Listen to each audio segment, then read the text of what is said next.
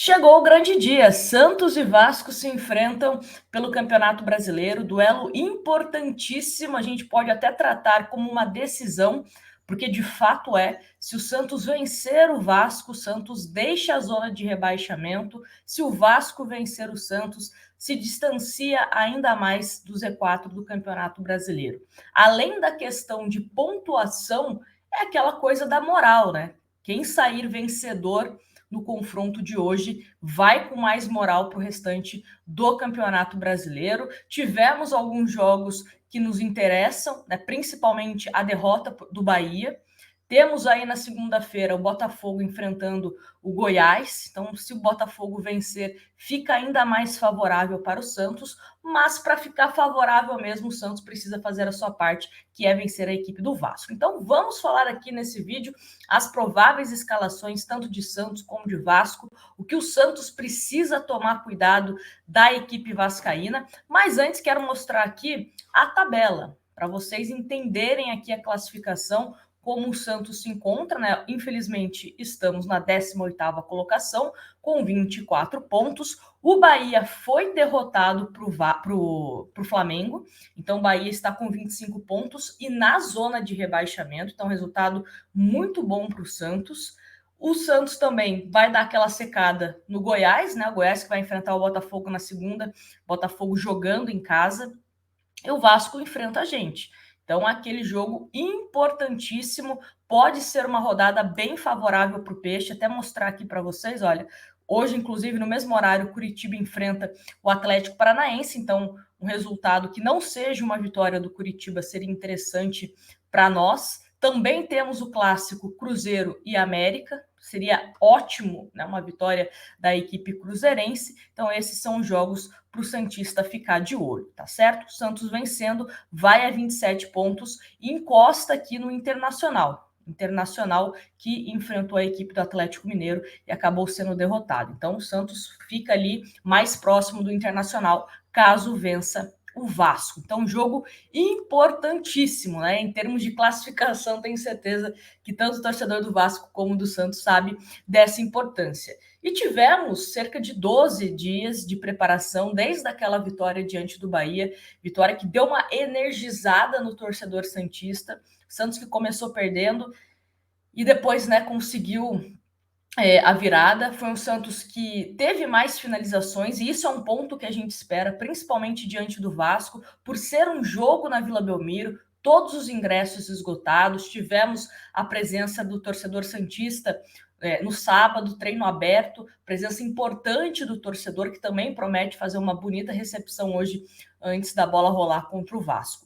Então, o Santos precisa incomodar o time vascaíno, principalmente utilizando essa formação de 3-5-2, onde os alas do Santos, tanto o Lucas Braga como também o Kevson, devem ter bastante liberdade, visando principalmente um contra-ataque. Se o Santos visar o contra-ataque contra o Vasco, pode dar bastante problema ali para a zaga vascaína. É uma zaga mais lenta, que não consegue ter uma recomposição tão rápida assim. Então, o Santos pode, né, utilizar da velocidade do Kevson, da velocidade do próprio Soteldo, o Lucas Braga também, que é um jogador que tem velocidade, para tentar surpreender. Ah, Nájila, mas o Santos só vai jogar no contra-ataque? Não, o Santos tem que ser propositivo. Mas, obviamente, que em alguns momentos, né, da partida, o Santos vai dar o contra-ataque, o Vasco vai dar o contra-ataque e vice-versa, né? Só estou falando sobre essa questão da recomposição da zaga do Vasco, que é uma zaga um pouco mais pesada.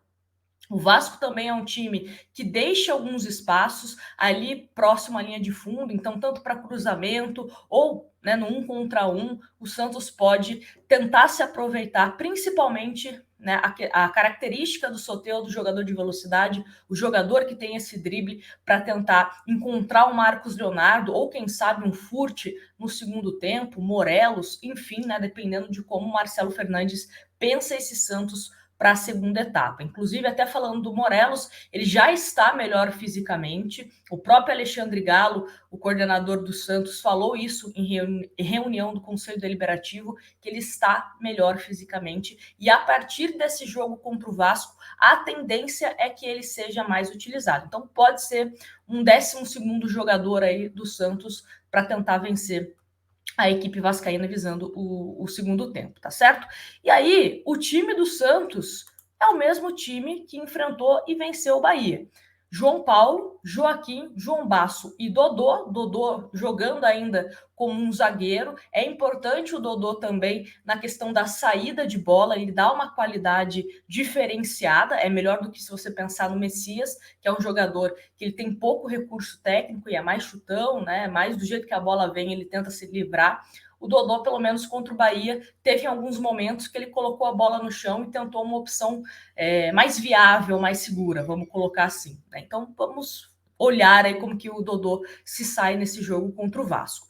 E aí teremos o Lucas Braga e o Kevson também como alas. Imagino que principalmente quando acontecer a opção de contra-ataque, eles possam ser mais ativados, digamos assim. E o meio-campo, Tomás Rincon, Jean Lucas e Lucas Lima. Principalmente um Tomás Rincon que deve ficar mais ali parado né, à frente da zaga do Santos para dar essa maior solidez defensiva. Um Jean Lucas fazendo aquele trabalho de hora ajuda defensivamente e hora ajuda também ofensivamente. É um jogador que tenta sempre a finalização também, então isso é importante do Jean Lucas. O Lucas Lima tem que ser esse jogador que ajude a puxar o contra-ataque, que pise mais dentro da área, que tente finalizar, que observe a movimentação tanto do Soteldo como do Marcos Leonardo, né, que estarão mais à frente no ataque santista. E à frente, como eu disse, Soteldo e Marcos Leonardo. Tá certo? Espero que seja um Santos mais compactado, um Santos que jogue mais próximo um do outro para evitar devolver a bola para o adversário em erros de passes, um Santos que consiga também ter mais opções, principalmente quando estiver ali, né, próximo do gol da equipe do Vasco. Então, o Santos que joga um pouco mais compactado, como fez em alguns momentos contra o Bahia, foi aonde o Santos teve as principais chances. E aí o Santos contra o Bahia mesmo, que jogou um pouco mais espaçado, teve mais dificuldade e viu um Bahia, né, se crescer para cima da gente. Então o Santos tem que tentar jogar o mais próximo possível, tanto para ajudar ofensivamente, como também defensivamente, para não deixar tanto espaço. E aí, o time do Vasco é um time que aposta principalmente no Verratti, que vem sendo um principal nome da equipe vascaína nos últimos jogos. A bola chega nele, não tem bola perdida, ele sabe muito bem o que faz. Ou ele procura um companheiro que está melhor posicionado, ou ele mesmo vai tentar a finalização. Jogo aéreo do Verratti é muito forte, então o Santos, né, tem que tomar cuidado em relação a isso. A gente sabe que é um dos principais problemas do Santos essa questão da bola aérea, então tem que se ligar nisso. Com 3 zagueiros, terá o Tomás Rincon também, precisa melhorar o seu posicionamento. A gente sabe principalmente que essa questão de bola parada, jogo aéreo, é questão de posicionamento também, tem que se ligar. E aí, o Vasco deve jogar com Léo Jardim, Puma, Medel, Léo, Lucas Piton, Léo Gabriel, Prachedes, Paulinho, Paier, Gabriel Peck e Verratti. Aliás, o Paier é uma das dúvidas do Vasco, tá? Não se sabe se o Paier começa mesmo entre os titulares ou se ele começa no segundo tempo. Inclusive, essa era uma das discussões ali do mundo vascaíno, né? Qual que seria a melhor opção, ter um Paier no segundo tempo, com teoricamente o time do Santos mais cansado e ele conseguir encontrar espaços, ou começar com o Paier desde o começo, tá certo? Mas o fato é um Vasco que vem com confiança, é um Vasco que vem de jogos onde conseguiu vencer, né? Os 3 últimos jogos venceu, principalmente aquele clássico contra o Fluminense que dá uma certa motivação a mais. Então é um Vasco para o Santos tomar cuidado. Vai jogar em casa, entendo que o torcedor santista está eufórico, né, com esse jogo, mas é um jogo para a gente tomar cuidado. Mas eu tenho certeza que se o Santista, né, conseguir comemorar essa vitória, vai ser um ânimo aí para o restante da competição. Lembrando que o próximo jogo é contra o Palmeiras. Então, pontuar, aliás, os 3 pontinhos nesse jogo contra o Vasco é essencial. O jogo contra o Palmeiras é extremamente complicado.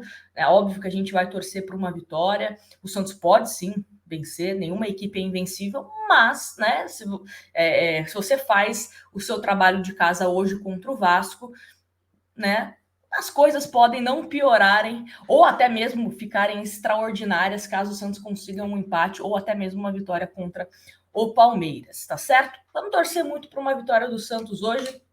Quero saber o seu palpite. Quanto que você acha que será Santos e Vasco? Tá confiante? Não tá confiante? Me fala aqui nos comentários. E lembrando, claro, sempre que depois do jogo nós temos aqui o nosso pós-jogo, a nossa live para a gente debater como que foi essa partida. Grande abraço para vocês e até um próximo vídeo.